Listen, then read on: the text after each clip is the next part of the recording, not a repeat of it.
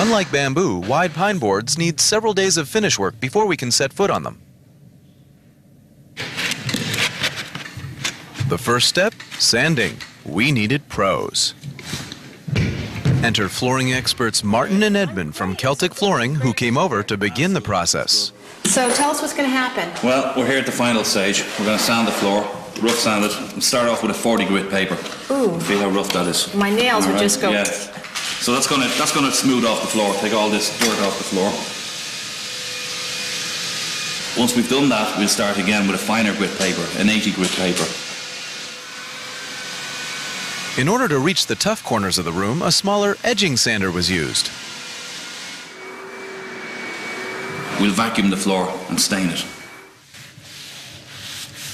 Put it on heavy with a rag, and then Edmund will be putting it on with the wet rag, and I'll be wiping it off right behind him. The technique for staining the floors is fairly standard. It's gorgeous. Am I allowed to live in this house when you guys are done? I'm not sure I'm good enough to live here. It's so pretty. And once the whole room was stained, it was time to add the shine. It takes about 6 hours for the first coat of polyurethane to dry. Come back the next day, screen it down, and put another coat on. That takes a little longer. It takes about 8 to 9 hours. And then the same process again, we screen it down on the third day and put the final coat down. And that will take about 10 hours to dry.